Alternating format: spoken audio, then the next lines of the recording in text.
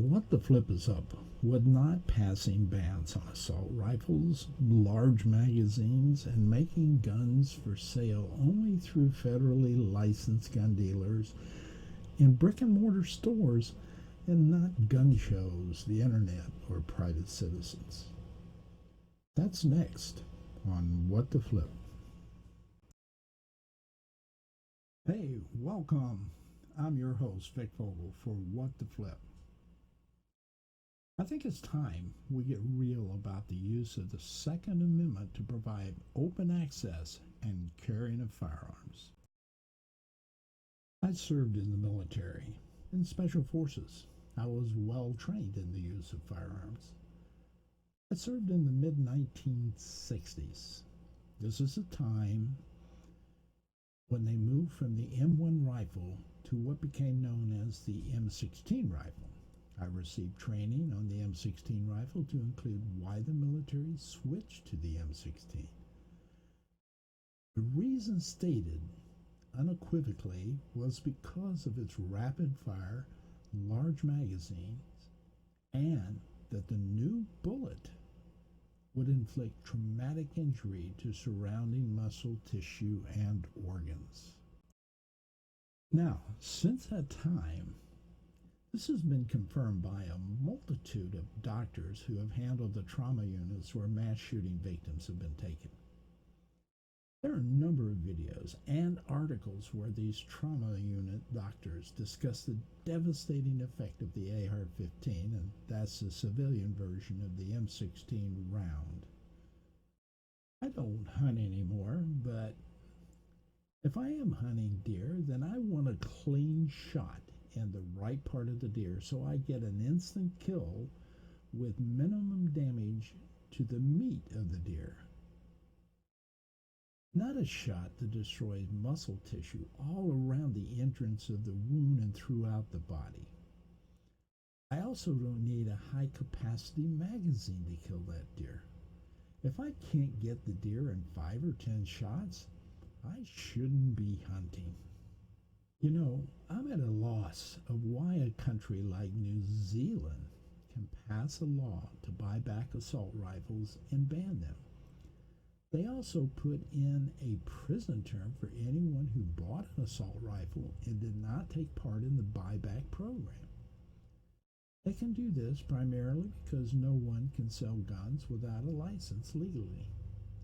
So they also had a problem because all guns were not registered. They corrected that problem with this new bill passed since the Christchurch shooting. It should be noted that since the Christchurch shooting, there have been no mass shootings in New Zealand. In the United States, we've had 4 in the past 2 weeks. Now, New Zealand doesn't have the Second Amendment in their Constitution, and we do.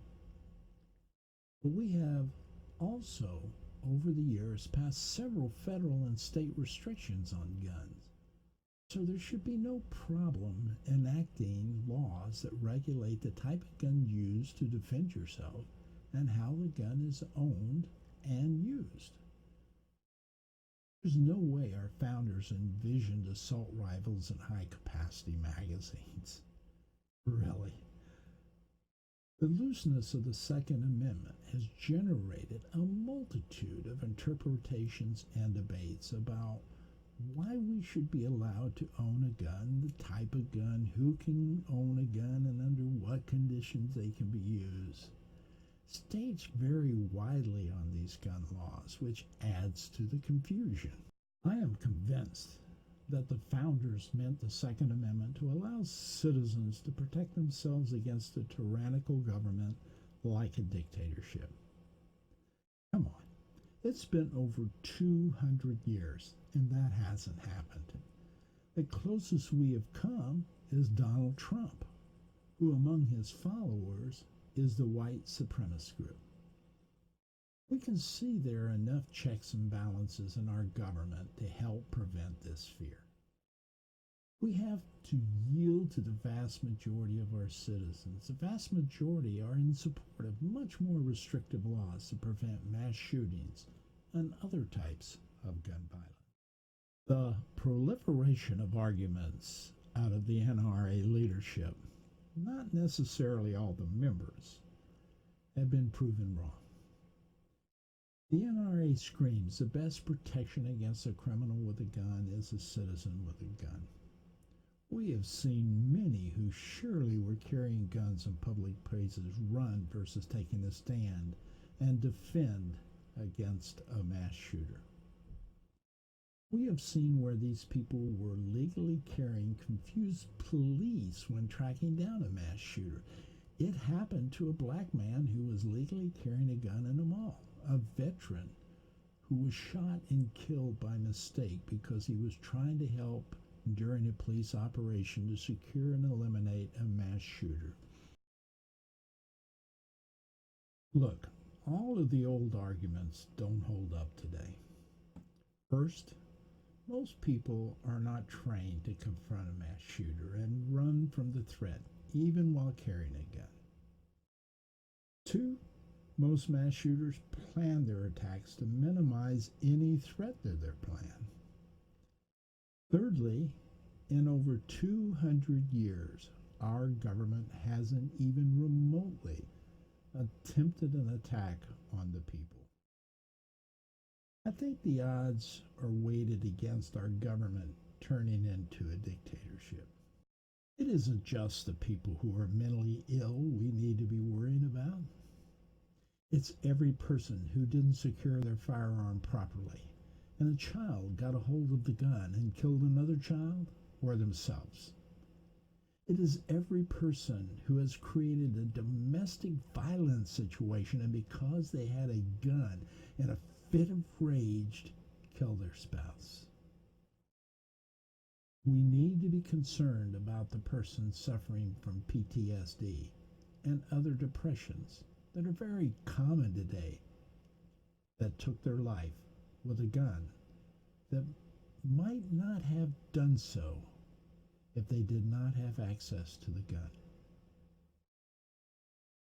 Just with these examples, we've expanded so many questions to be resolved that we would tie up Congress for decades arguing these points, not to mention the number of people we would have to oversee. Why would you go this route? New Zealand chose a more effective and efficient route. Remove the threat. The gun is a threat if it is available to someone wanting to do harm. Just like a bomb is a threat that a terrorist used to disrupt life in a free world. I would never think of letting someone make a bomb and keep it for use to defend themselves. People, you don't have to give up the Second Amendment. You simply have to make it a reasonable solution for defense versus weaponizing it to execute mass murders. I ask everyone to contact their congressional representatives and the White House and bombard them with calls and letters to pass the regulations similar to the New Zealand gun laws. These laws don't inhibit hunting, sport shooting, and self-defense. They are laws that help prevent mass shootings. My new motto is, make people more important than guns. I'm Victor Vogel, your host for What's the Flip.